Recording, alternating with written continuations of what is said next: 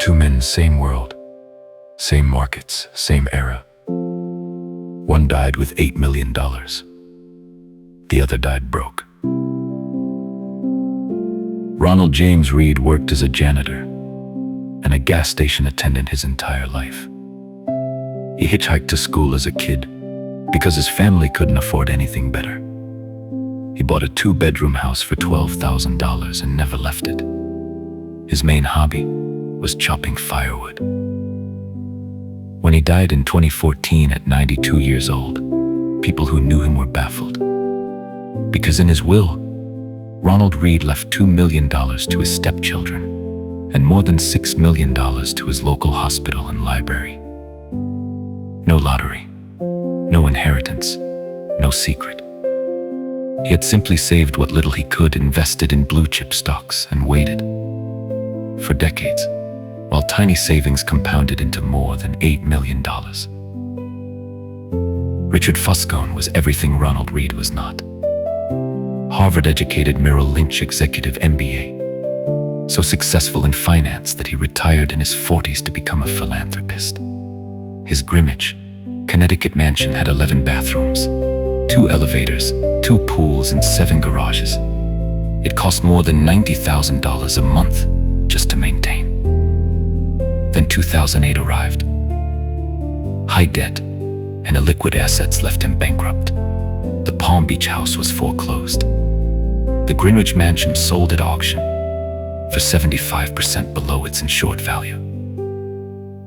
5 months before Ronald Reed quietly left his fortune to charity, Richard Fuscone lost everything. In what other field does the janitor outperform the Harvard MBA? I struggle to think of any. There will never be a story of a janitor performing a heart transplant better than a Harvard-trained surgeon, or designing a skyscraper better than a trained architect. But in investing, these stories happen. And the only reason, is this. Doing well with money has a little to do with how smart you are, and a lot to do with how you behave. Welcome to the psychology of money.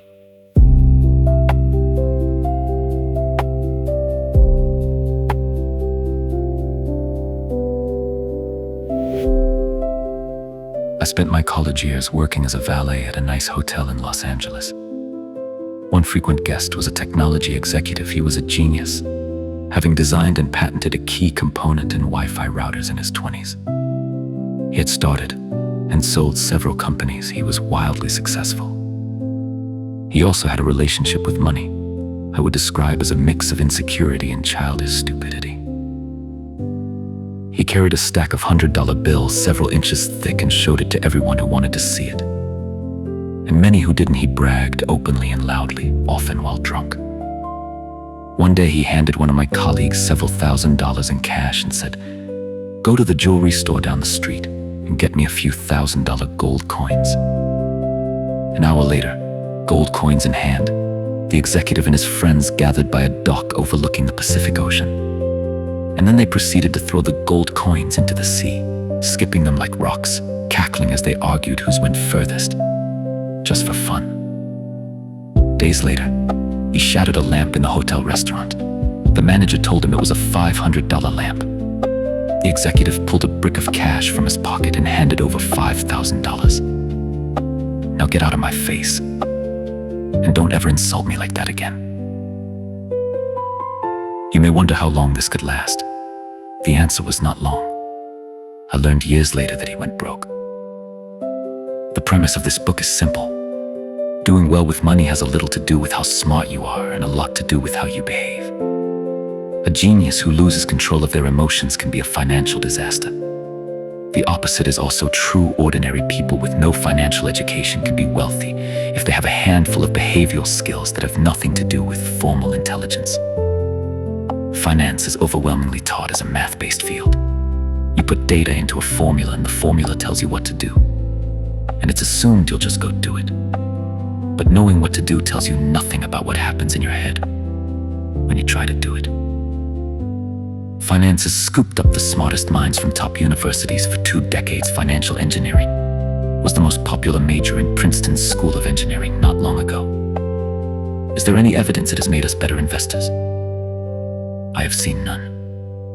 Most of the reason, I believe, is that we think about money in ways that are too much like physics, with rules and laws, and not enough like psychology, with emotions and nuance.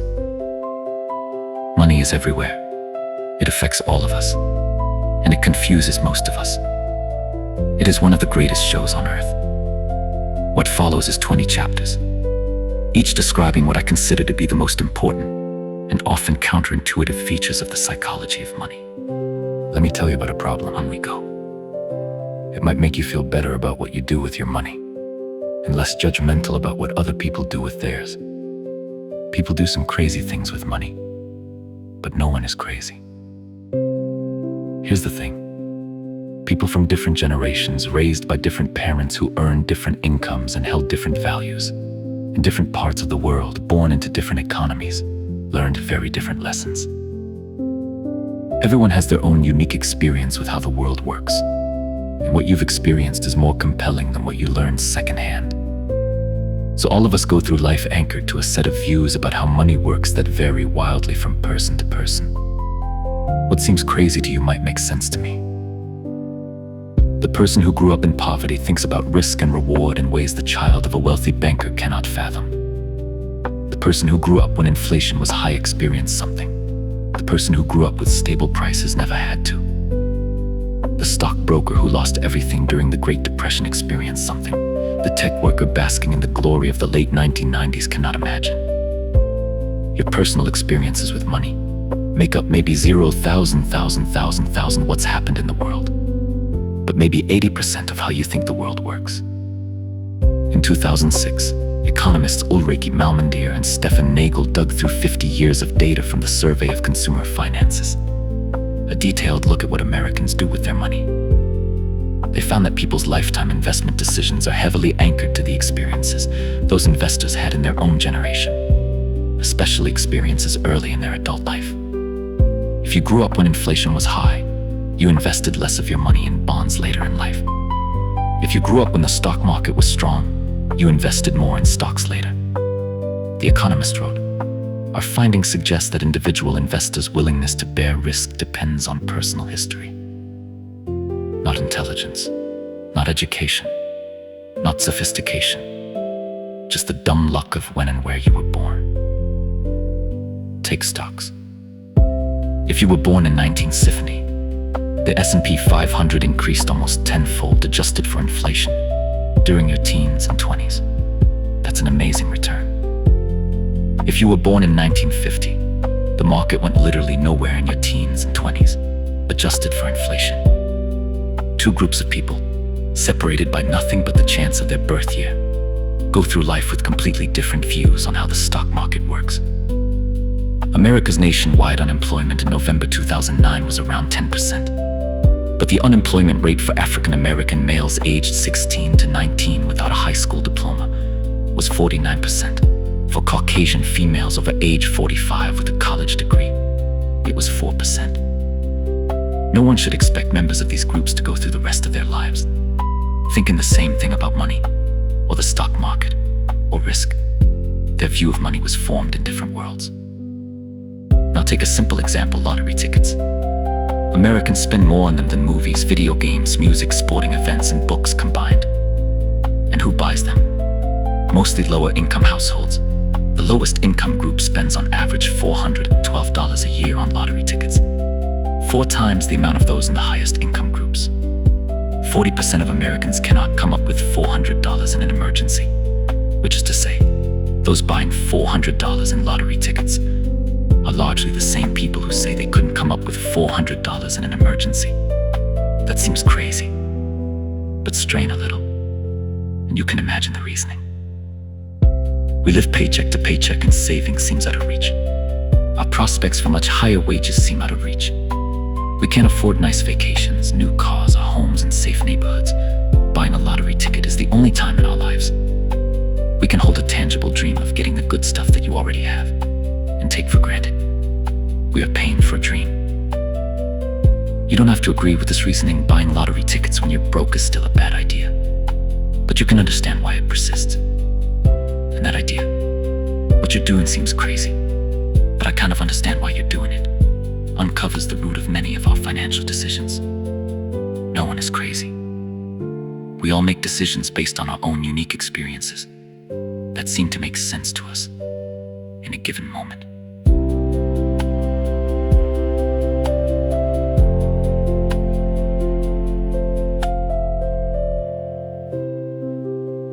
Nothing is as good or as bad as it seems. In 1968, there were roughly 303 million high school-age people in the world. About 18 million lived in the United States.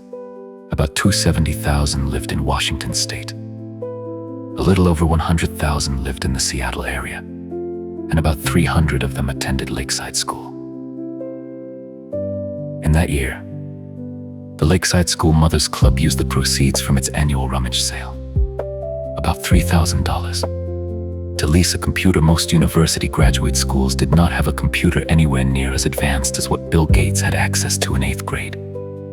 Start with 303 million, end with 300. 1 in a million high school-age students attended the school that had the combination of cash and foresight to buy a computer. Bill Gates happened to be one of them. Gates is not shy about what this meant. If there had been no Lakeside, there would have been no Microsoft, he told the school's graduating class in 2005. Now let me tell you about Gates' friend, Kent Evans. Kent Evans and Bill Gates became best friends in 8th grade. Evans was, by Gates' own account, the best student in the class. They talked on the phone ridiculous amounts. I still know Kent's phone number. Gates says 520-57851. Evans was as skilled with computers as Gates and Allen. The two were always scheming about what they would do 5 or 6 years in the future. Whatever it was, Bill and Kent knew they'd do it together. We would have kept working together. I'm sure we would have gone to college together. Kent could have been a founding partner of Microsoft with Gates and Allen. But it would never happen. Kent died in a mountaineering accident before he graduated high school. Every year there are around 3 dozen mountaineering deaths in the United States. The odds of being killed on a mountain in high school are roughly 1 in a million. Bill Gates experienced 1 in a million luck by ending up at Lakeside. Kent Evans experienced 1 in a million risk by never getting to finish what he and Gates set out to achieve. The same force, the same magnitude working in opposite directions. Luck and risk are both the reality that every outcome in life is guided by forces other than individual effort. They are so similar that you can't believe in one without equally respecting the other. For every Bill Gates, there is a Kent Evans who is just as skilled and driven, but ended up on the other side of life roulette. Years ago, I asked economist Robert Shiller, who won the Nobel Prize in economics, "What do you want to know about investing that we can't know?" "The exact role of luck in successful outcomes," he answered. When judging others, attributing success to luck makes you look jealous and mean, even if we know it exists. And when judging yourself, attributing success to luck can be too demoralizing to accept. But the cover of Forbes magazine does not celebrate poor investors who made good decisions, but happen to experience the unfortunate side of risk. It almost certainly celebrates rich investors who made okay, or even reckless decisions and happened to get lucky. Both flipped the same coin. It just landed on a different side. 2 things can point you in a better direction. Be careful who you praise and admire. Be careful who you look down upon. And focus less on specific individuals and more on broad patterns. Studying a specific person can be dangerous because we tend to study extreme examples. The more extreme the outcome, the less likely you can apply its lessons to your own life, because the more likely that outcome was influenced by extreme ends of luck or risk. Bill Gates once said, "Success is a lousy teacher. It seduces smart people into thinking they can't lose." When things are going extremely well, realize it's not as good as you think. You are not invincible. And if you acknowledge that luck brought you success, then you have to believe in luck's cousin, risk, which can turn your story around just as quickly. Nothing is as good or as bad as it seems. Chapter 3. Never Enough. John Bogle, the Vanguard founder, once told a story about money. At a party given by a billionaire, Kurt Vonnegut informed his pal Joseph Heller that their host, a hedge fund manager, had made more money in a single day than Heller had earned from his wildly popular novel, Catch-22, over its whole history. Heller responded, "Yes, but I have something he will never have." "What?" asked Vonnegut. "Enough." Rajat Gupta was born in Kolkata and orphaned as a teenager. What he went on to achieve was simply phenomenal by his mid-40s. Gupta was CEO of McKinsey, the world's most prestigious consulting firm. He sat on the boards of Goldman Sachs and Procter & Gamble. He was reportedly worth $100 million. A 5% annual return on that much money generates almost $600 an hour, 24 hours a day. He could have done anything he wanted in life. What he wanted, by all accounts, wasn't to be a mere centimillionaire. Rajat Gupta wanted to be a billionaire. So in 2008, as Goldman Sachs stared at the abyss of the financial crisis, Warren Buffett planned to invest $5 billion into the bank to help it survive. As a Goldman board member, Gupta learned of this transaction before the public. 16 seconds after learning of the pending deal, Gupta hung up the phone and called a hedge fund manager named Rajaratnam. Rajaratnam immediately bought 75,000 shares of Goldman Sachs. When the Buffett deal was announced publicly hours later, Goldman stock surged. Rajaratnam made a quick $1 million.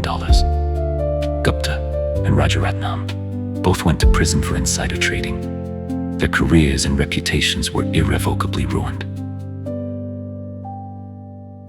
Now consider Bernie Madoff. Before the Ponzi scheme that made him infamous, he was a wildly successful and legitimate businessman. His market-making firm was so respected that it paid other brokerage firms a penny a share to execute their customers' orders. His legitimate business made between $25 and $50 million per year. And yet, the fraud. The question we should ask of both Gupta and Madoff is why someone worth hundreds of millions of dollars would be so desperate for more that they risked everything in pursuit of even more. Crime committed by those living on the edge of survival is one thing, but what Gupta and Madoff did is something different. They already had everything, and they threw it all away because they wanted more. They had no sense of enough. There are a few lessons here. The hardest financial skill is getting the goalpost to stop moving, but it's one of the most important. If expectations rise with results, there is no logic in striving for more, because you'll feel the same after putting in extra effort. It gets dangerous when the taste of having more money, more power, more prestige increases ambition faster than satisfaction. In that case, one step forward pushes the goalpost 2 steps ahead. You feel as if you're falling behind, and the only way to catch up is to take greater and greater amounts of risk. Social comparison is the problem here.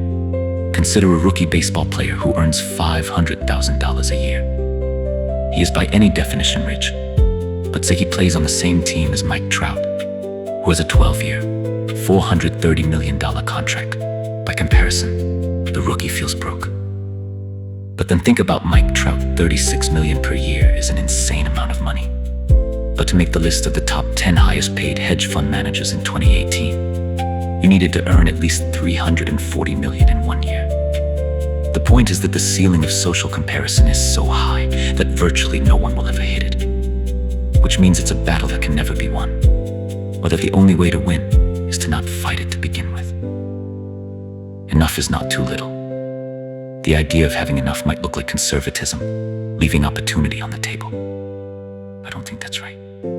Enough is realizing that the opposite, an insatiable appetite for more, will push you to the point of regret. There are many things never worth risking, no matter the potential gain. Reputation is invaluable, freedom and independence are invaluable, family and friends are invaluable, happiness is invaluable. And your best shot at keeping these things is knowing when it's time to stop taking risks that might harm them. Knowing when you have enough.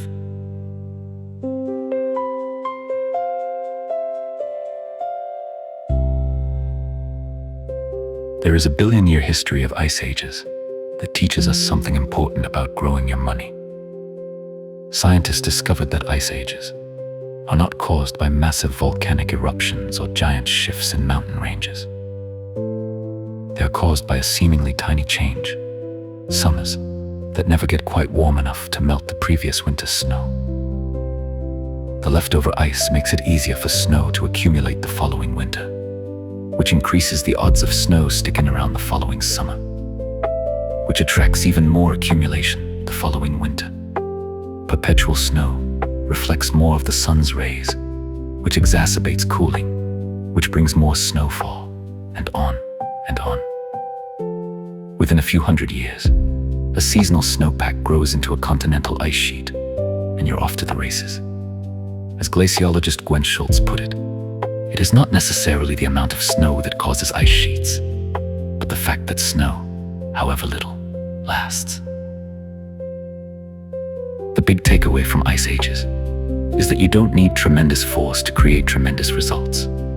If something compounds, if a little growth serves as the fuel for future growth, a small starting base can lead to results so extraordinary they seem to defy logic. And so it is with money.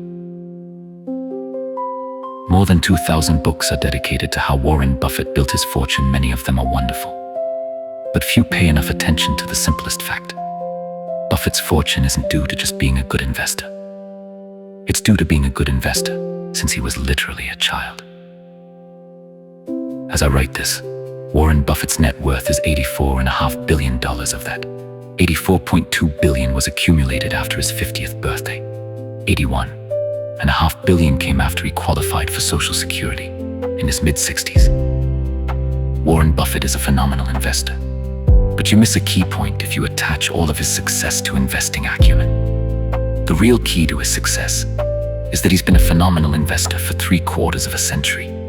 Had he started investing in his 30s and retired in his 60s, few people would have ever heard of him. Consider a thought experiment. Buffett began serious investing when he was 10 years old. By 30, he had a net worth of $1 million, about $9.3 million adjusted for inflation. What if he was a more normal person, spending his teens and 20s exploring the world and finding his passion? And by age 30, his net worth was, say, $25,000. And let's say he still went on to earn his extraordinary 22% annual returns, but quit investing and retired at 60 to play golf. What would his net worth be today? Not $84.5 billion, $11.9 million, 99.9% less than his actual net worth. Effectively, all of Warren Buffett's financial success can be tied to the financial base he built in his pubescent years and the longevity he maintained in his geriatric years. His skill is investing. His secret is time. Now consider Jim Simons, head of the hedge fund Renaissance Technologies. He has compounded money at 66% annually since 1988. No one comes close to this record. Buffett has compounded at roughly 22% annually, a third as much. Simons' net worth is $21 billion. He is 75% less rich than Buffett. Why? Because Simons did not find his investment stride until he was 50 years old. He's had less than half as many years to compound as Buffett. If Simons had earned his 66% annual returns for the 70-year span Buffett has built his wealth, he would be worth 63 quintillion, 900 quadrillion, $781 trillion. These are ridiculous numbers, but that is what compounding does when given enough time. Linear thinking is so much more intuitive than exponential thinking. If I ask you to calculate 8 plus 8 plus 8 9 times, you can do it in seconds. It's 72. If I ask you to calculate 8 times 8 times 8 9 times, your head will struggle. The answer is 134,217,728. Good investing isn't necessarily about earning the highest returns. The highest returns tend to be one-off hits that can't be repeated. It's about earning pretty good returns that you can stick with, and which can be repeated for the longest period of time. That's when compounding runs wild. The most powerful and important book should be called Shut Up and Wait. It's just one page with a long-term chart of economic growth.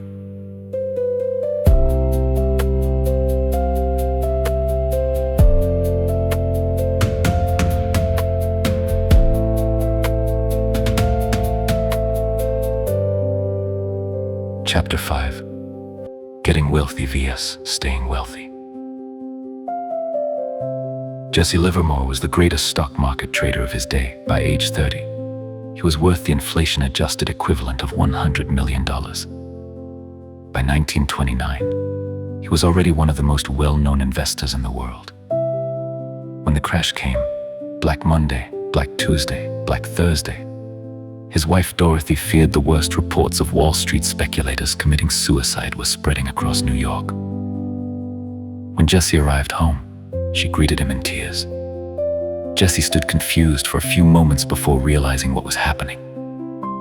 Then he broke the news. In a stroke of genius and luck, he had been short the market, betting stocks would decline. "You mean we are not ruined?" Dorothy asked. "No, darling. I have just had my best ever trading day. We are fabulously rich and can do whatever we like." In one day, Jesse Livermore made the equivalent of more than $3 billion. During one of the worst months in the history of the stock market, he became one of the richest men in the world. That same week, another man wandered the streets of New York in desperation. Abraham Germansky was a multimillionaire real estate developer who had bet heavily on the surging stock market of the late 1920s. On October 26, 1929, the New York Times reported that a friend had seen him near Wall Street, tearing a strip of ticker tape into bits and scattering it on the sidewalk as he walked toward Broadway. And that, as far as we know, was the end of Abraham Germansky. Fast forward 4 years, and the stories cross paths again. After his 1929 blowout, Livermore, overflowing with confidence, made larger and larger bets.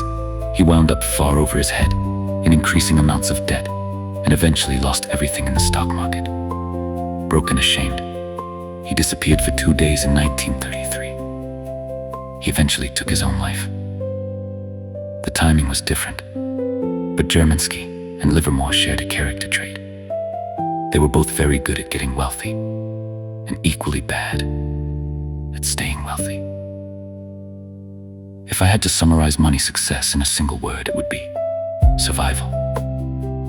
Getting money requires taking risks, being optimistic, putting yourself out there. But keeping money requires the opposite of taking risk. It requires humility and fear that what you've made can be taken away from you just as fast. It requires frugality and an acceptance that at least some of what you've made is attributable to luck. So past success can't be relied upon to repeat indefinitely. Michael Moritz, the billionaire head of Sequoia Capital, was asked by Charlie Rose why Sequoia was so successful, noting that some VC firms succeed for 5 or 10 years, but Sequoia has prospered for 4 decades. Rose asked why. Moritz replied, "I think we've always been afraid of going out of business." "Really? So it's fear? Only the paranoid survive." There's a lot of truth to that. We assume that tomorrow won't be like yesterday. We can't afford to rest on our laurels. We can't be complacent. We can't assume that yesterday's success translates into tomorrow's good fortune. Survival, not growth, not brains, not insight. The ability to stick around for a long time without wiping out or being forced to give up is what makes the biggest difference. There was a third member of the Buffett-Munger partnership that history has largely forgotten. His name was Rick Guerin. Warren, Charlie, and Rick made investments together and interviewed business managers together. Then Rick kind of disappeared. Investor Monish Pabray once asked Buffett what happened to Rick. Buffett recalled, "Charlie and I always knew that we would become incredibly wealthy. We were not in a hurry to get wealthy. We knew it would happen. Rick was just as smart as us, but he was in a hurry." In the 1973 to 1974 downturn, Rick was leveraged with margin loans. The stock market went down almost 70% in those 2 years. He got margin calls. He sold his Berkshire stock to Warren at under $40 a piece. Rick was forced to sell because he was levered. Nassim Taleb put it this way: having an edge and surviving are 2 different things. The first requires the second. You need to avoid ruin at all costs. Compounding works only if you give an asset years and years to grow. It's like planting oak trees. A year of growth will never show much progress. 10 years can make a meaningful difference, and 50 years can create something absolutely extraordinary. But getting and keeping that extraordinary growth requires surviving all the unpredictable ups and downs that everyone inevitably experiences over time. Chapter 6, Tails You Win. At the Berkshire Hathaway shareholder meeting in 2013, Warren Buffett said he's owned 400 to 500 stocks during his life and made most of his money on 10 of them. Charlie Munger followed up. If you remove just a few of Berkshire's top investments, its long-term track record is pretty average. This is the concept of tail events. Long tails, the farthest ends of a distribution of outcomes, have tremendous influence in finance where a small number of events account for the majority of outcomes. Anything that is huge, profitable, famous, or influential is the result of a tail event, an outlying one in thousands or millions event. Consider venture capital. If a VC makes 50 investments, they likely expect half of them to fail, 10 to do pretty well, and 1 or 2 to be bonanzas that drive 100% of the fund's returns. Investment firm Correlation Ventures once crunched the numbers. Out of more than 21,000 venture financings from 2004 to 2014, 65% lost money, 0.5%. About 100 companies out of 21,000 earned 50 times or more. That's where the majority of the industry's returns came from. But this isn't just what makes venture capital risky. The same thing is true for public companies. JP Morgan Asset Management once published the distribution of returns for the Russell 3000 Index, a big, broad collection of public companies. Since 1980, 40% of all Russell 3000 stock components lost at least 70% of their value and never recovered. Effectively, all of the index's overall returns came from 7% of component companies that outperformed by at least 2 standard deviations. The kind of thing you'd expect from venture capital. But that's what happened inside a boring, diversified index. Take Amazon in 2018. It drove 6% of the S&P 500's returns. And Amazon's growth is almost entirely due to Prime and Amazon Web Services, which itself is a tail event in a company that experimented with hundreds of products, from the Fire Phone to travel agencies. Apple was responsible for almost 7% of the index's returns, and it is driven overwhelmingly by the iPhone, which in the world of tech products is as tails get. This is true at the personal level too. Think about how you behaved as an investor during a few months in late 2008 and early 2009. That will likely have more impact on your lifetime returns than everything you did from 2000 to 2008. There is the old pilot quip that their jobs are hours and hours of boredom punctuated by moments of sheer terror. It's the same in investing. Your success as an investor will be determined by how you respond to punctuated moments of terror, not the years spent on cruise control. Consider what would happen if you saved $1 every month from 1900 to 2019. Investing that dollar into the US stock market every month, rain or shine. Let's call this investor Sue. Now imagine a second investor, Jim, who only invests when the economy is not in a recession and moves to cash when it is. And a third, Tom, who gets scared out 6 months after a recession begins, then gets back in 6 months after it ends. Sue ends up with $435,000. Jim ends up with $257,000. Tom ends up with $234,000. Sue wins by a mile. There were 1,428 months between 1900 and 2019. Just over 300 of them were during a recession. By keeping her cool during just 22% of the time, the economy was in or near recession. Sue ends up with nearly double what Jim or Tom accumulated. When you accept that tails drive everything, in business, in investing, in finance, you realize that it's normal for lots of things to go wrong, break, fail, and fall. If you're a good stock picker, you'll be right maybe half the time. If you're a good business leader, maybe half your product and strategy ideas will work. If you're a good investor, most years will be just okay, and plenty will be bad. And that's if you're good.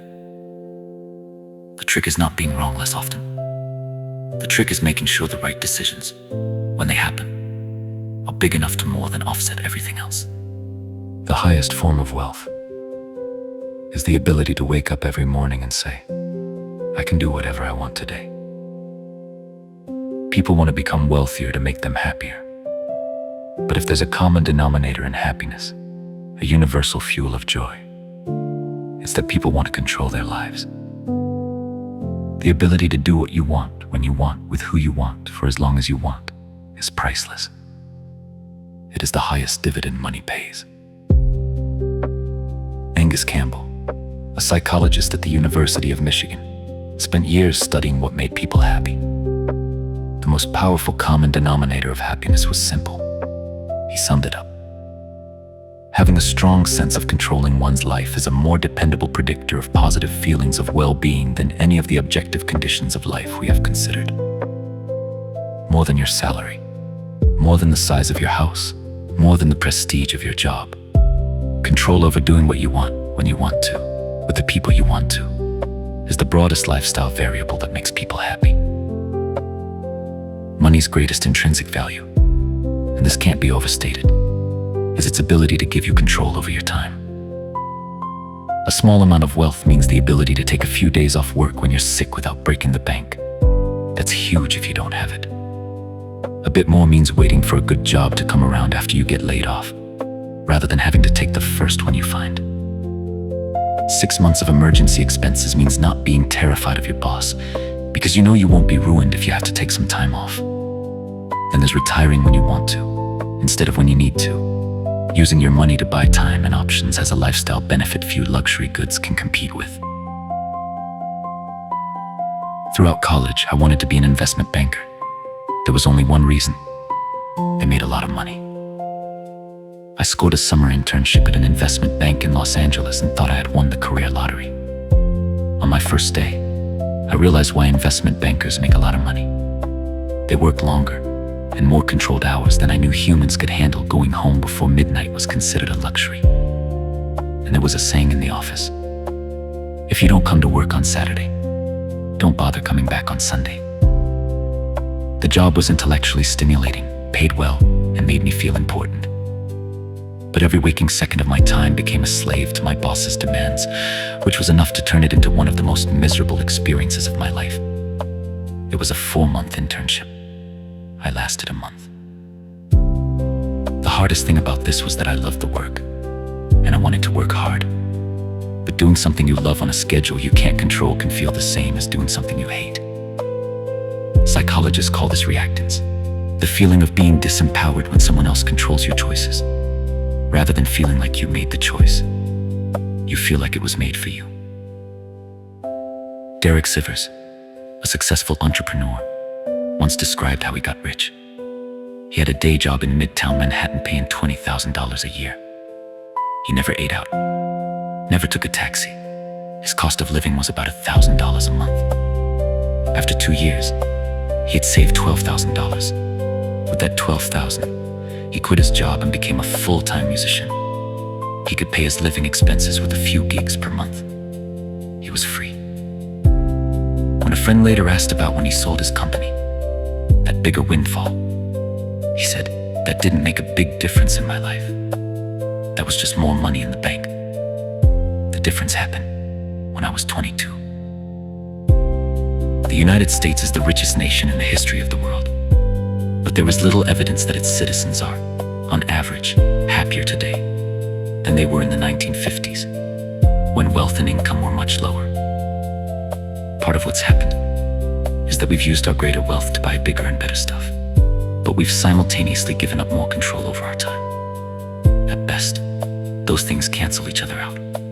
Gerontologist Carl Pillamer interviewed 1,000 elderly Americans, looking for the most important lessons they learned from decades of life experience. He wrote, "No one, not a single person out of 1,000, said that to be happy, you should try to work as hard as you can to make money to buy the things you want. What they valued were things like quality friendships, being part of something bigger than themselves, and spending quality, unstructured time with their children. Take it from those who have lived through everything. Controlling your time is the highest dividend money pays."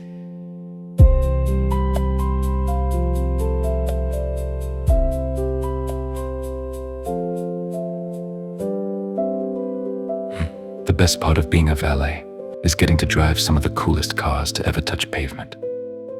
Ferraris, Lamborghinis, Rolls Royces, the whole aristocratic fleet.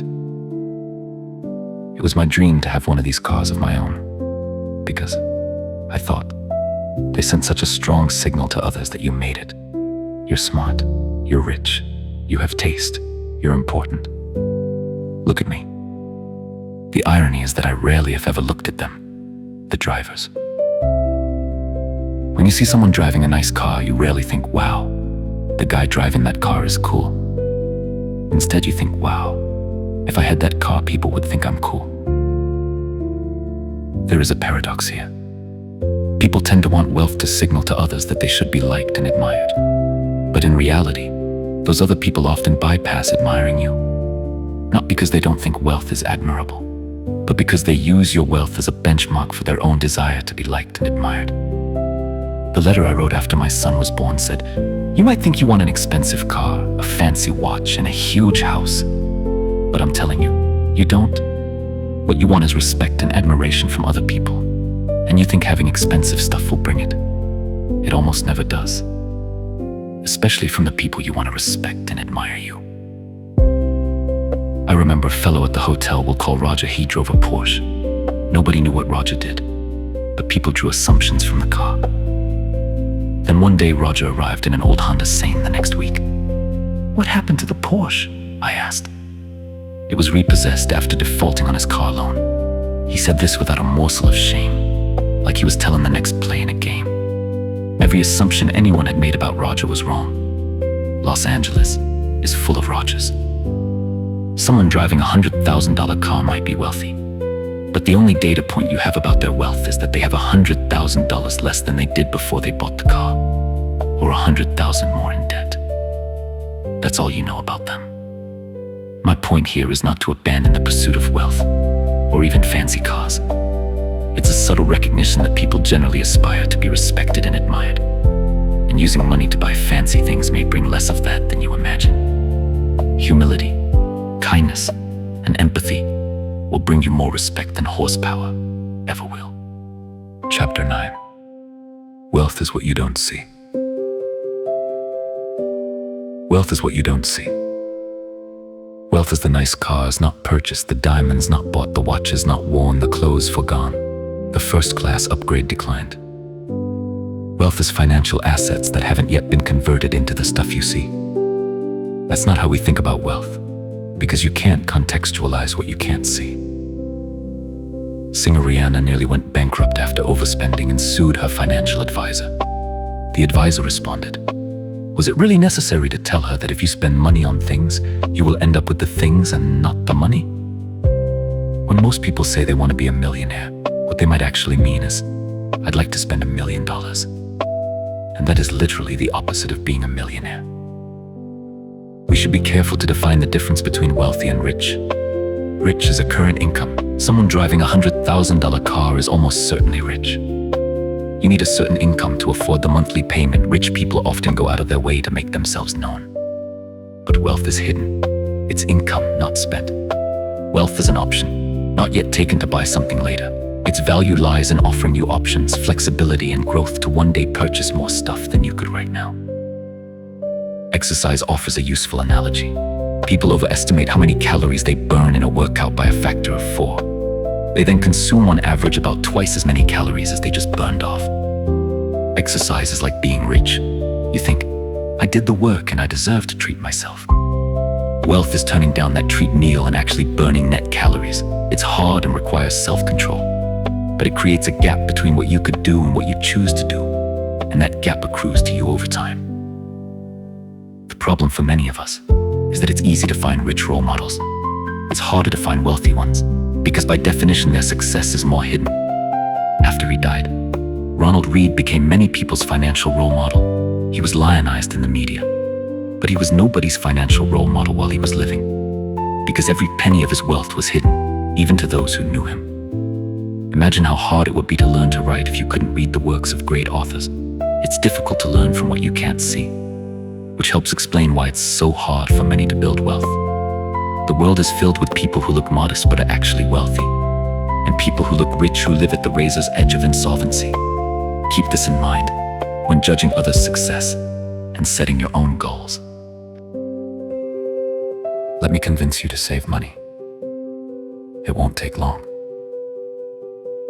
The first idea, simple, but easy to overlook, is that building wealth has little to do with your income or investment returns, and lots to do with your savings rate. In the 1970s, the world looked like it was running out of oil.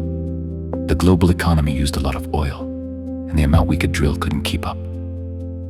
We didn't run out of oil, thank goodness. But that wasn't just because we found more oil.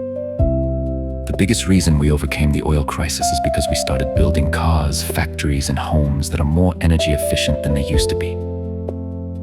The United States uses 60% less energy per dollar of GDP today than it did in 1950.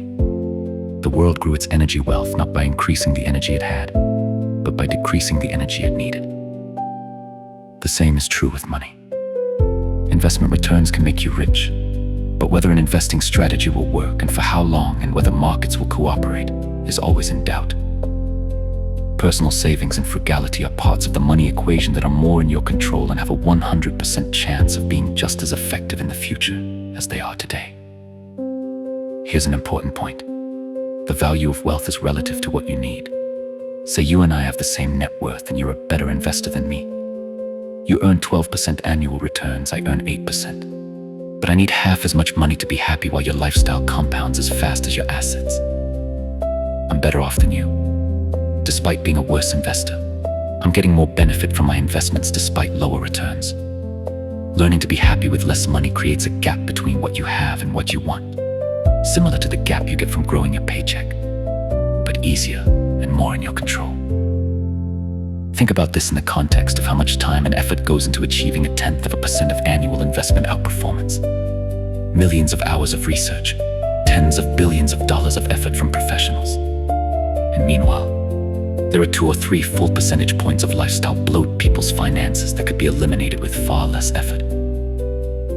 One of the most powerful ways to increase your savings isn't to raise your income. It's to raise your humility.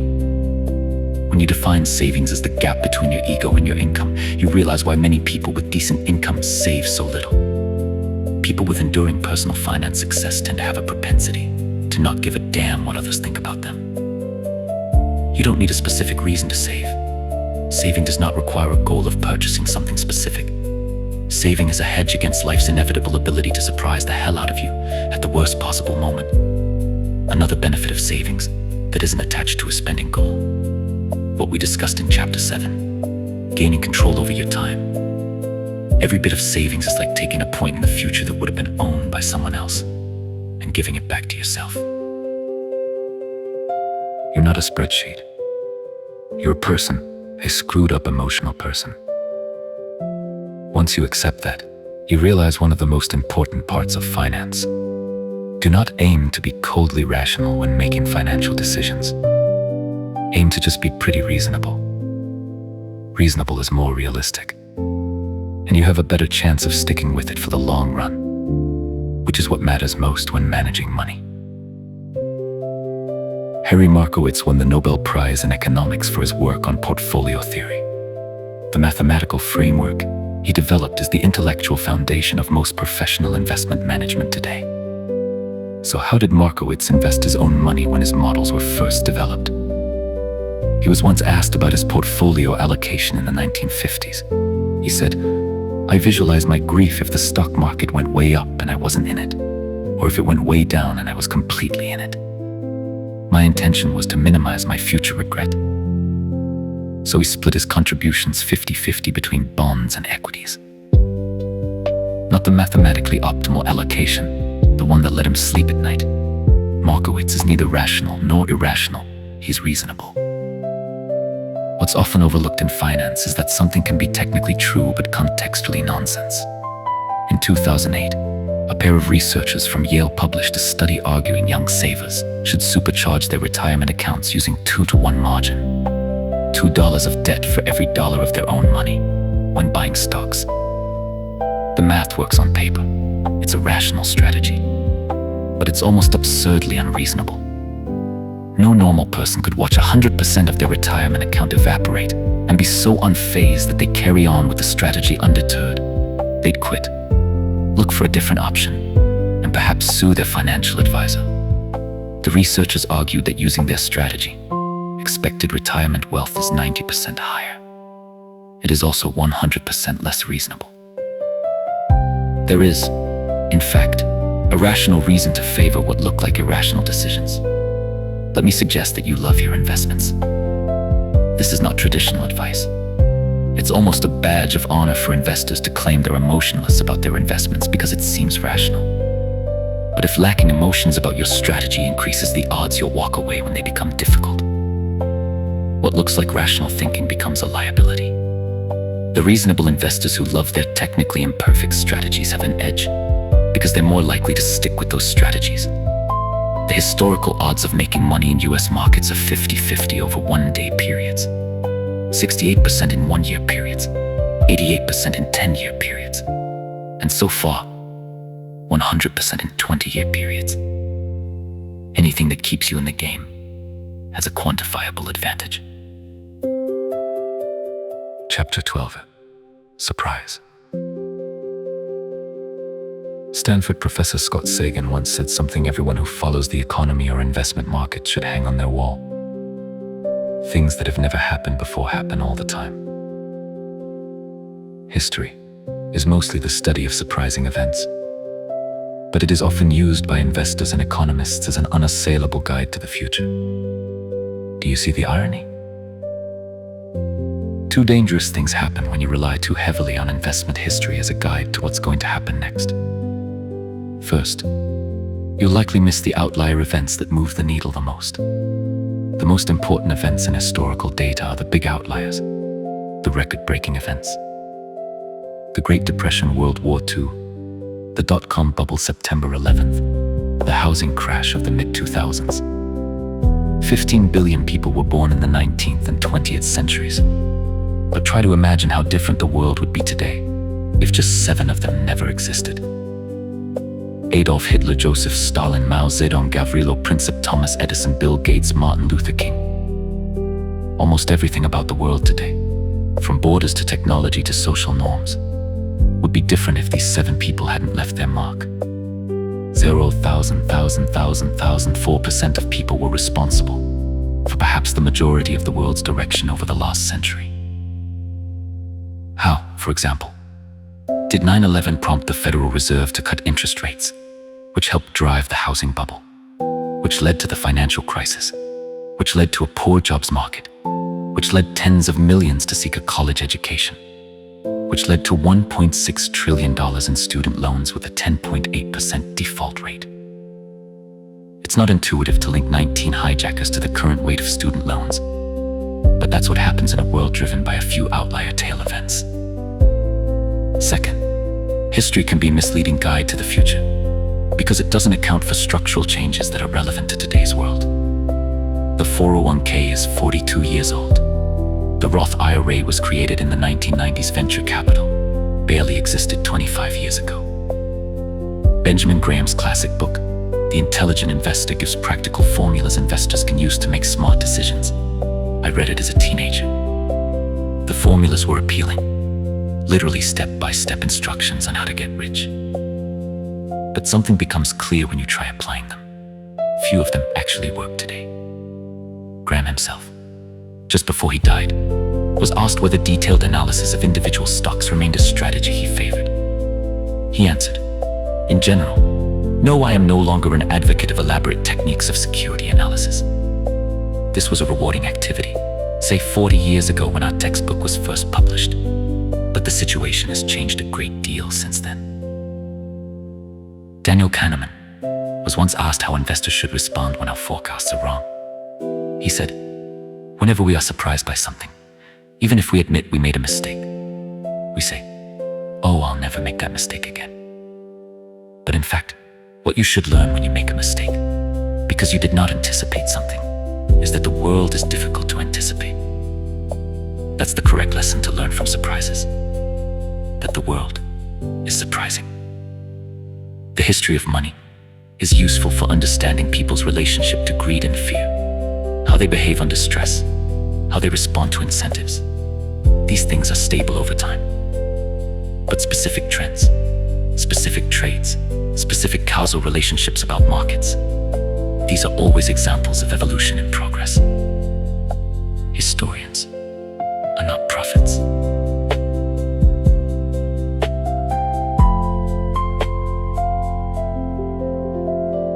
Some of the best examples of smart financial behavior can be found in an unlikely place: Las Vegas casinos. Not among all players, of course, but a tiny group of blackjack players who practice card counting can teach ordinarily people something extraordinarily important about managing money: the importance of room for error. A blackjack card counter knows they are playing a game of odds, not certainties in any particular hand. They think they have a good chance of being right, but they know there's a decent chance they're wrong. The card counting system works because it tilts the odds ever so slightly from the house to the player. But bet too heavily, even when the odds seem in your favor. And if you're wrong, you might lose so much that you don't have enough money to keep playing. There is never a moment when you're so right that you can bet every chip in front of you. The world isn't that kind to anyone. Benjamin Graham is known for his concept of margin of safety. He wrote about it extensively and in mathematical detail. But my favorite summary of the theory came when he said in an interview, "The purpose of the margin of safety is to render the forecast unnecessary." It's hard to overstate how much power lies in that simple statement: margin of safety. You can also call it room for error or redundancy. Is the only effective way to safely navigate a world that is governed by odds, not certainties. And almost everything related to money exists in that kind of world. Bill Gates, when Microsoft was a young company, said, "I came up with this incredibly conservative approach that I wanted to have enough money in the bank to pay a year's worth of payroll, even if we didn't get any payments coming in." Warren Buffett expressed a similar idea when he told Berkshire Hathaway shareholders, "I have pledged to always run Berkshire with more than ample cash. When forced to choose, I will not trade even a night's sleep for the chance of extra profits." Room for error is often viewed as a conservative hedge used by those who don't want to take much risk. But when used appropriately, it's quite the opposite. Room for error lets you endure a range of potential outcomes, and endurance lets you stick around long enough to let the odds of benefiting from a low probability outcome fall in your favor. One place for investors to think about room for error is volatility. Can you survive your assets declining 30% on a spreadsheet? Maybe yes, in terms of paying your bills. But what about mentally? It is easy to underestimate what a 30% decline does to your psyche. Your confidence may become shot at the very moment opportunity is at its highest. Spreadsheets are good at telling you when the numbers do or don't add up. They're not good at modeling how you'll feel when you tuck your kids in at night, wondering if the investment decisions you've made were a mistake that will hurt their future. The most important part of every plan is planning on your plan, not going according to plan. If you're projecting your income, savings rate, and market returns over the next 20 years, think about all the big stuff that's happened in the last 20 years that no one could have foreseen. September 11th, a housing boom and bust that caused nearly 10 million Americans to lose their homes. A financial crisis that caused almost 9 million to lose their jobs. A record-breaking stock market rally, a coronavirus that shook the world. A plan is only useful if it can survive reality. And a future filled with unknowns is everyone's reality.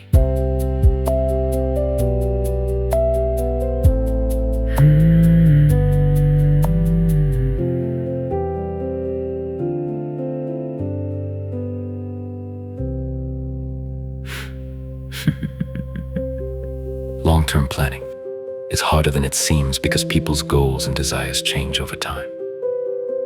The end of history illusion is what psychologists call the tendency for people to be keenly aware of how much they've changed in the past, but to underestimate how much their personalities, desires, and goals are likely to change in the future. Harvard psychologist Daniel Gilbert once said, "At every stage of our lives, we make decisions that will profoundly influence the lives of the people we're going to become. And then, when we become those people, we're not always thrilled with the decisions we made. So young people pay good money to get tattoos removed that teenagers paid good money to get. Middle-aged people rush to divorce people who young adults rush to marry. Older adults work hard to lose what middle-aged adults worked hard to gain. All of us are walking around with an illusion that history, our personal history, has just come to an end. That we have just recently become the people that we were always meant to be and will be for the rest of our lives. You can see how this impacts a long-term financial plan. Charlie Munger says the first rule of compounding is to never interrupt it unnecessarily. But how do you not interrupt a money plan when what you want out of life changes? Rather than one 80-something-year lifespan, our money has perhaps 4 distinct 20-year blocks. I know young people who purposefully live austere lives and are perfectly happy with it. Then there are those who work their tails off to pay for a life of luxury and are perfectly happy with that. Both have risks. The former risks being unprepared to raise a family or fund retirement. The latter risks regret that you spent your youthful years in a cubicle. 2 things to keep in mind when making what you think are long-term decisions. First, avoid the extreme ends of financial planning, assuming you'll be happy with a very low income, or choosing to work endless hours in pursuit of a high one. Increases the odds that you'll one day find yourself at a point of regret. The benefits of an extreme plan wear off as you adapt, but the downsides, not being able to afford retirement, or looking back at a life devoted to chasing dollars, become enduring regrets. Regrets are especially painful when you abandon a previous plan and feel like you have to run in the other direction, twice as fast to make up for lost time. Aiming at every point in your working life to have moderate savings, moderate free time, no more than a moderate commute, and at least moderate time with your family, increases the odds of being able to stick with a plan and avoid regret. Second, come to accept the reality of changing your mind. Some of the most miserable workers I've met are people who stay loyal to a career only because it's the field they picked when deciding on a college major at age 18. The trick is to accept the reality of change and move on as soon as possible. Jason Zweig, who worked with psychologist Daniel Kahneman on writing Kahneman's book, once described a personality quirk of Kahneman's that served him well. Nothing amazed me more about Danny than his ability to detonate what we had just done. He and Kahneman could work endlessly on a chapter. But the next thing you know, Kahneman would send a version so utterly transformed that it was unrecognizable. When Zweig asked how he could start again, as if they'd never written an earlier draft, Kahneman said the words Zweig has never forgotten. I have no sunk costs. Chapter 15. Nothing's free. Everything has a price. And the key to a lot of things with money is just figuring out what that price is and being willing to pay it.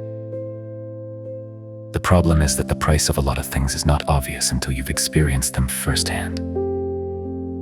General Electric was the largest company in the world in 2004, worth $1/3 trillion. Then everything fell to pieces. The 2008 financial crisis sent GE's financing division into chaos. Subsequent bets in oil and energy were disasters. GE stock fell from $40 in 2007 to $7 by 2018. As CEO Jeff Immelt stepped down, he told his successor, "Every job looks easy when you're not the one doing it. Successful investing looks easy when you're not the one doing it. Hold stocks for the long run. You'll hear it's good advice. But do you know how hard it is to maintain a long-term outlook when stocks are collapsing? Like everything else worthwhile, successful investing demands a price. But its currency is not dollars and cents. It's volatility, fear, doubt, uncertainty, and regret, all of which are easy to overlook until you're dealing with them in real time. The inability to recognize that investing as a price can tempt us to try to get something for nothing, which, like shoplifting, rarely ends well. If you want to earn 11% annual returns over 30 years so you can retire in peace, does this reward come free? Of course not. There's a price tag, a bill that must be paid. In this case, it's a never-ending taunt from the market, which gives big returns and takes them away just as fast. The Dow Jones Industrial Average returned about 11% per year from 1950 to 2019. Great. But the price of success during this period was dreadfully high. Persistent, recurring declines of 5, 10, 20%. Netflix stock returned more than 35,000% from 2002 to 2018. But it traded below its previous all-time high on 94% of days during that period. Like the car, you have a few options. You can pay this price, accepting volatility and upheaval. You can find an asset with less uncertainty and a lower payoff. Or you can attempt the equivalent of Grand Theft Auto. Try to get the return while avoiding the volatility that comes along with it. Many people choose the third option. But the money gods do not look highly upon those who seek a reward without paying the price. The price of investing success is not immediately obvious. It's not a price tag you can see. So when the bill comes due, it doesn't feel like a fee for getting something good. It feels like a fine for doing something wrong. And while people are generally fine with paying fees, fines are supposed to be avoided. The natural response for anyone who watches their wealth decline and views that drop as a fine is to avoid future fines. But thinking of market volatility as a fee, rather than a fine, is an important part of developing the mindset that lets you stick around long enough for investing gains to work in your favor. Disneyland tickets cost $100, but you get an awesome day with your kids you'll never forget. More than 18 million people thought that fee was worth paying. Few felt the $100 was a punishment. Same with investing, where volatility is almost always a fee, not a fine. Market returns are never free and never will be. They demand you pay a price like any other product. Find the price, then pay it.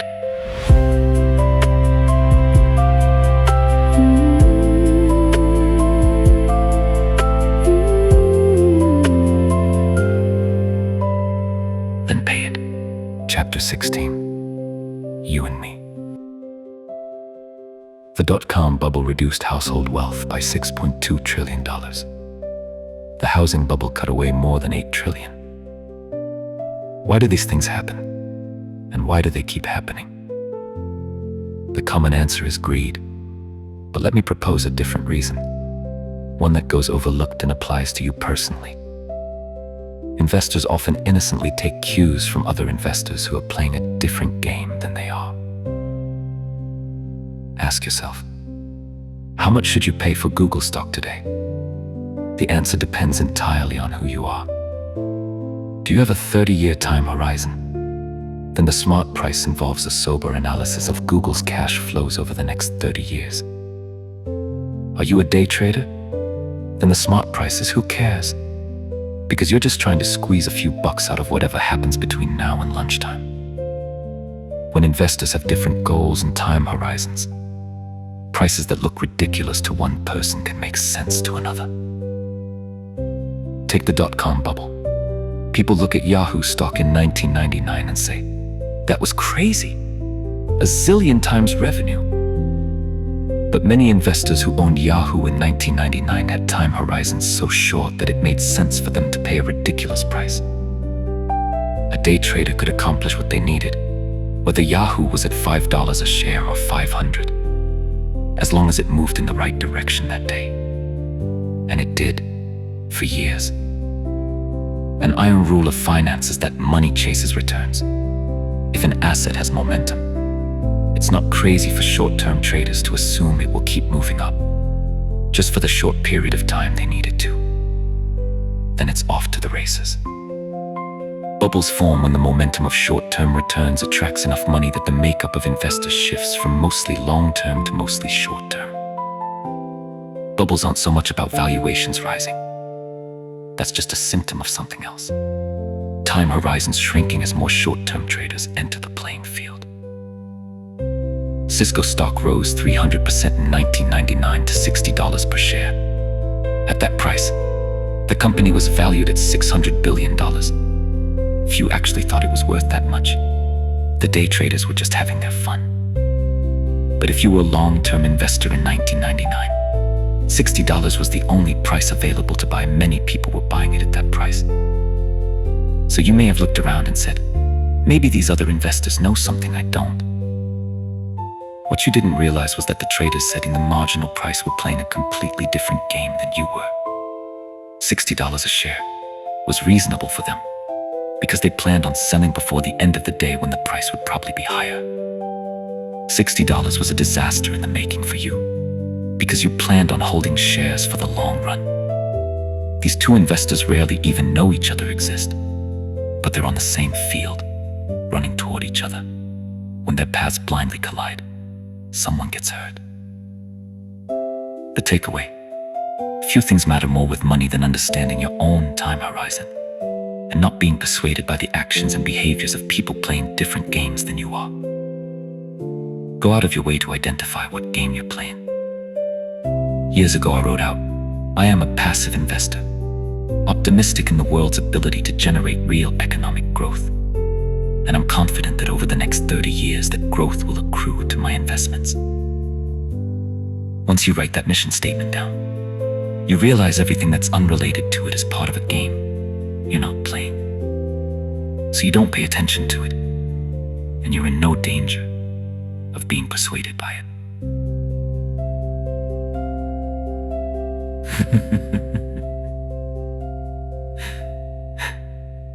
Chapter 16. You and me. For reasons I have never understood, people like to hear that the world is going to hell. Historian Deirdre McCloskey. Optimism is the best bet for most people because the world tends to get better for most people most of the time. But pessimism holds a special place in our hearts. Pessimism isn't just more common than optimism. It also sounds smarter. It's intellectually captivating and paid more attention than optimism, which is often viewed as being oblivious to risk. Real optimism is not a belief that everything will be great. That's complacency.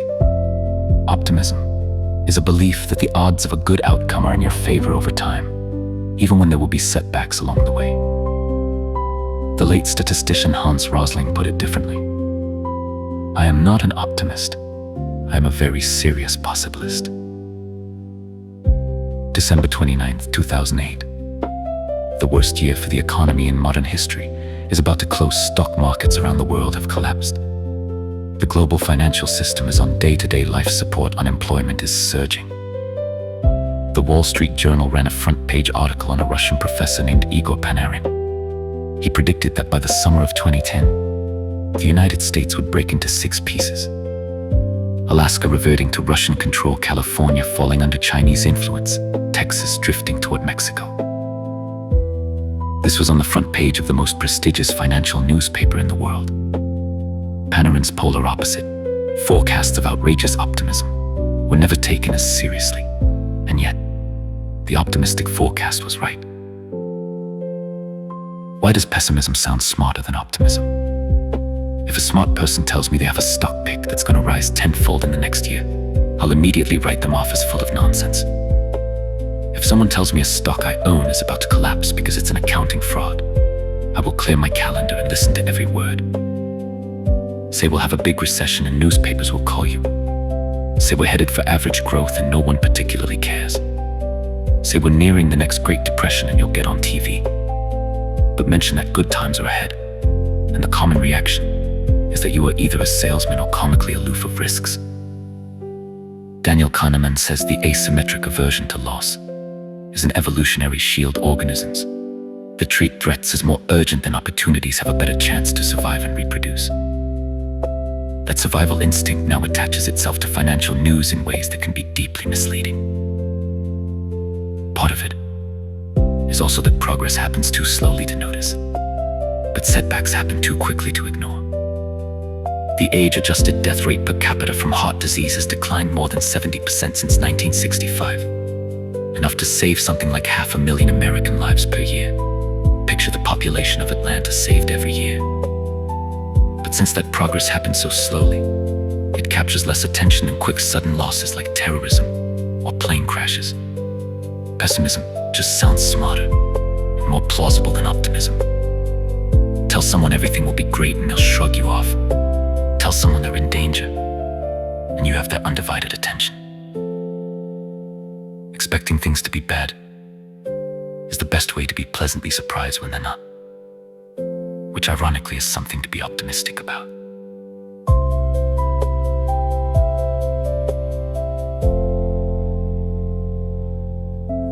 Chapter 18.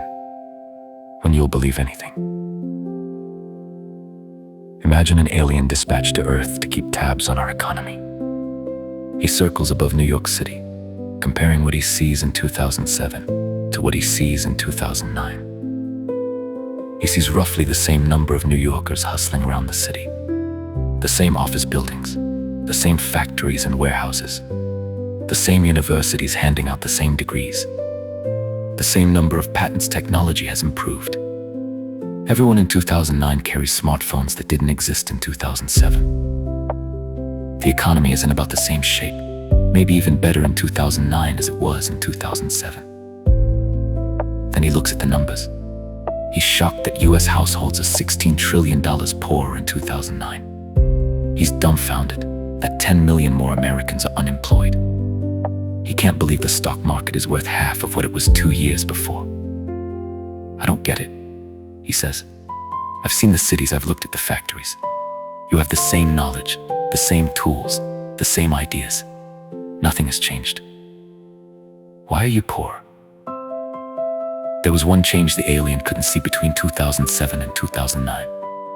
The stories we told ourselves about the economy. In 2007, we told a story about the stability of housing prices and the prudence of bankers and the ability of financial markets to accurately price risk in 2009. We stopped believing that story. That's the only thing that changed.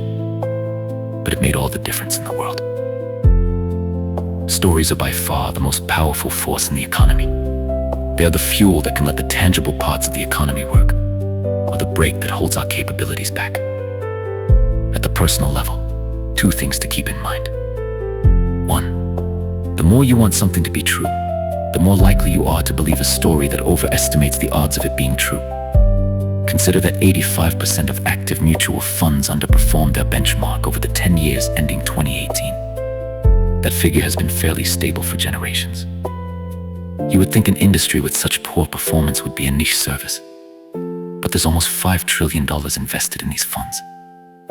Give someone the chance of investing alongside the next Warren Buffett, and they'll believe with such faith that millions of people will put their life savings behind it. 2. Everyone has an incomplete view of the world, but we form a complete narrative to fill in the gaps. Daniel Kahneman put it, hindsight, the ability to explain the past, gives us the illusion that the world is understandable. It gives us the illusion that the world makes sense, even when it doesn't make sense. That's a big deal in producing mistakes in many fields. Most people, when confronted with something they don't understand, do not realize they don't understand it, because they're able to come up with an explanation that makes sense based on their own unique perspective and experience in the world. The illusion of control is more persuasive than the reality of uncertainty. So we cling to stories about outcomes being in our control. Carl Richards writes, "Risk is what's left over when you think you've thought of everything." The bigger the gap between what you want to be true and what you need to be true to have an acceptable outcome, the more you are protecting yourself from falling victim to an appealing financial fiction. When thinking about room for error in a forecast, it's tempting to think that potential outcomes range from being just right enough to being very, very right. But the biggest risk is that you want something to be true so badly that the range of your forecast isn't even in the same ballpark as reality.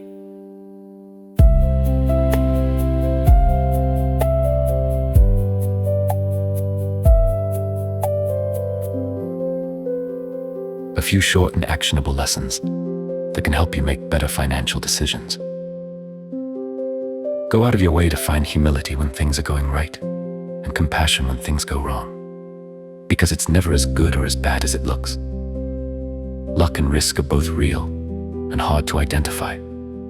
Respect the power of both, and you'll have a better chance of focusing on things you can actually control. Less ego, more wealth. Saving money is the gap between your ego and your income. Wealth is what you don't see. Wealth is created by suppressing what you could buy today in order to have more stuff or more options in the future. No matter how much you earn, you will never build wealth unless you can put a lid on how much fun you can have with your money right now. Manage your money in a way that helps you sleep at night. That's different from saying you should earn the highest returns or save a specific percentage of your income. Some people won't sleep well unless they're earning the highest returns. Others will only get a good rest if they're conservatively invested. To each their own. But the foundation, does this help me sleep at night, is the best universal guidepost for all financial decisions. If you want to do better as an investor, the single most powerful thing you can do is increase your time horizon. Time is the most powerful force in investing. It makes little things grow big and big mistakes fade away. It can't neutralize luck and risk, but it pushes results closer toward what people deserve. Become okay with a lot of things going wrong. You can be wrong half the time and still make a fortune, because a small minority of things account for the majority of outcomes. No matter what you're doing with your money, you should be comfortable with a lot of stuff not working. That's just how the world is. Always measure how you've done by looking at your full portfolio, rather than individual investments. Use money to gain control over your time. Not having control of your time is such a powerful and universal drag on happiness. The ability to do what you want when you want with who you want for as long as you want pays the highest dividend that exists in finance. Be nicer and less flashy. No one is impressed with your possessions as much as you are. You might think you want a fancy car or a nice watch, but what you probably want is respect and admiration. And you're more likely to gain those things through kindness and humility than horsepower and chrome. Save. Just save. You don't need a specific reason to save. Saving for things that are impossible to predict or define is one of the best reasons to save. Everyone's life is a continuous chain of surprises. Savings that aren't earmarked for anything particular is a hedge against life's inevitable ability to surprise the hell out of you at the worst possible moment. Define the cost of success and be ready to pay it. Nothing worthwhile is free, and most financial costs don't have visible price tags. Uncertainty, doubt, and regret are common costs in the finance world. They're often worth paying, but you have to view them as fees, a price worth paying to get something nice, rather than fines. Worship room for error. A gap between what could happen in the future and what you need to happen in the future in order to do well is what gives you endurance, and endurance is what makes compounding magic over time. Avoid the extreme ends of financial decisions. Everyone's goals and desires will change over time. The more extreme your past decisions were, the more you may regret them as you evolve. You should like risk because it pays off over time, but you should be paranoid of ruinous risk because it prevents you from taking future risks that will pay off over time. Define the game you're playing and make sure your actions are not being influenced by people playing a different game. Respect the mess. Smart, informed, and reasonable people can disagree in finance because people have vastly different goals and desires. There is no single right answer, just the answer that works for you.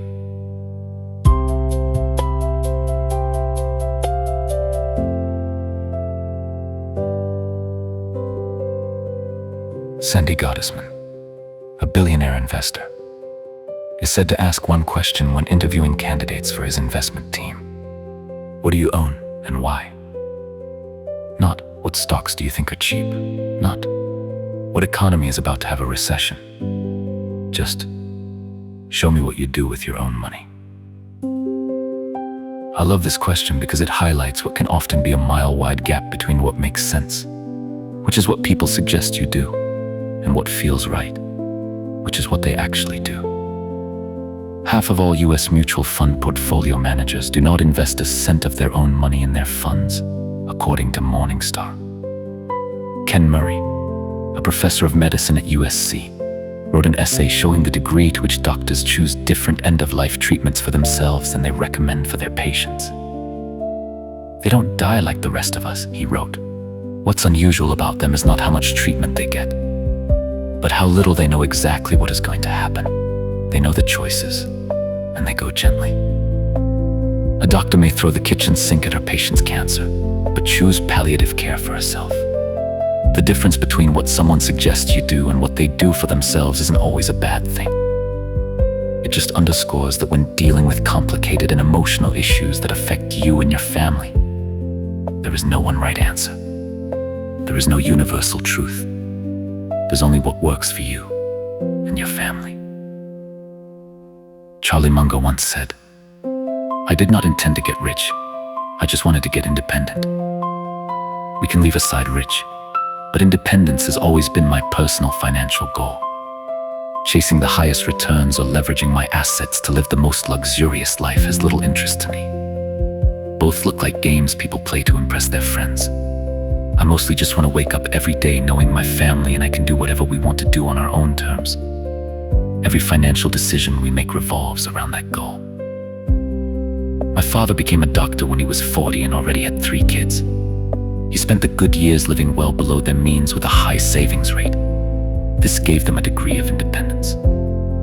After 2 decades as an emergency room doctor, one of the highest stress professions I can imagine, he decided he'd had enough. So he stopped, just quit. That stuck with me. Being able to wake up one morning and change what you're doing on your own terms whenever you're ready. Seems like the grandmother of all financial goals. Independence, to me, doesn't mean you'll stop working. It means you only do the work you like, with people you like, at the times you want, for as long as you want. My wife and I met in college and settled into a moderate lifestyle despite more than a decade of rising incomes. We've more or less stayed at that lifestyle ever since. Virtually every dollar of every raise is accrued to savings, our independence fund. If there's a part of our household financial plan I'm proud of, it's that we got the goalpost of lifestyle desires to stop moving at a young age. Our savings rate is fairly high, but we rarely feel like we're repressively frugal, because our aspirations for more stuff haven't moved much. It's not that our aspirations are non-existent. We like nice stuff and live comfortably. We just got the goalpost to stop moving.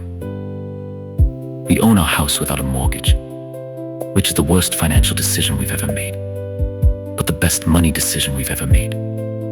Any rational advisor would recommend taking advantage of cheap mortgage rates and investing the difference in higher return assets like stocks. But our goal isn't to be coldly rational, just psychologically reasonable.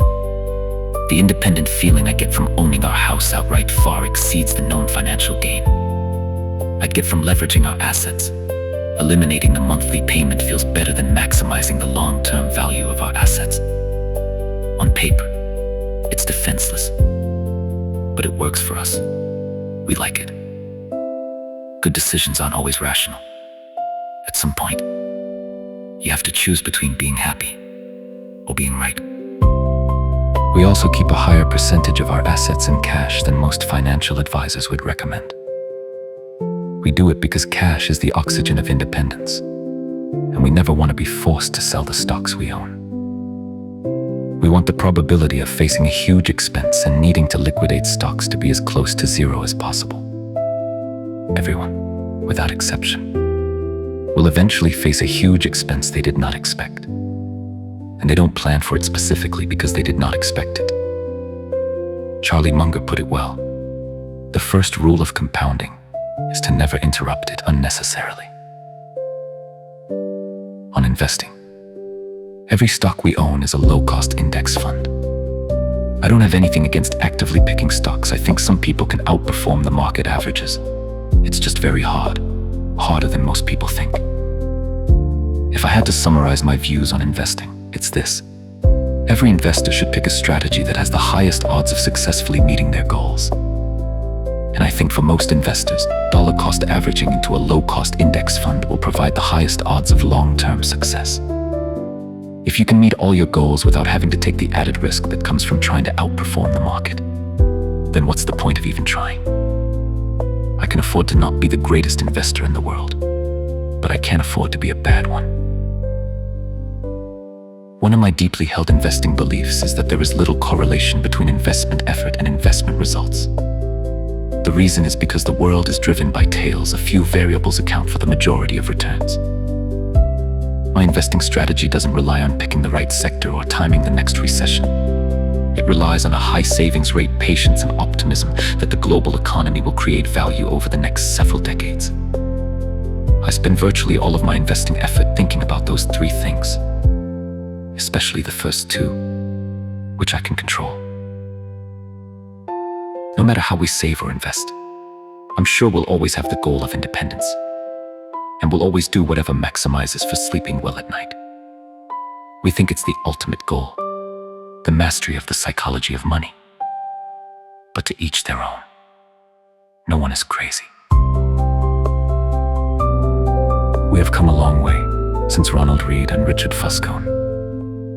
Through no one's crazy and luck, and risk through never enough, and the confounding magic of compounding, through getting wealthy and staying wealthy, through tail events and freedom, and the man in the car nobody looks at, through the wealth nobody sees, and the savings that need no particular reason, and the reasonable over the rational, and the surprises that history cannot warn you about, through room for error, and the end of history illusion, and the price nobody displays, through the different games we're all playing on the same field, and the seduction of pessimism, and the stories we tell ourselves because certainty feels better than the truth.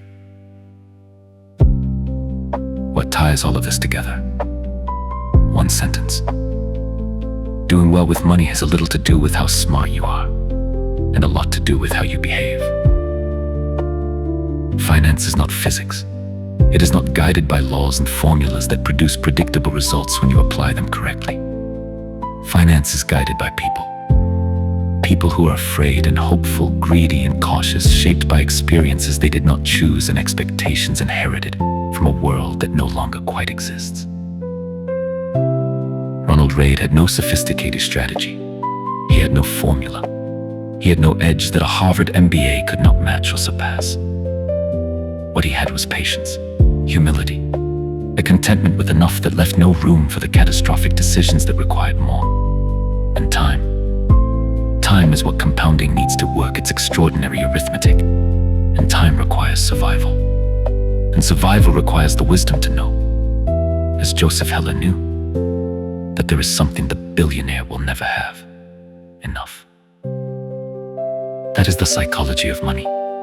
Everything in this book leads back to that word. Go find your enough. Protect it fiercely, and let time do the rest. Thank you for listening. Thank you for listening.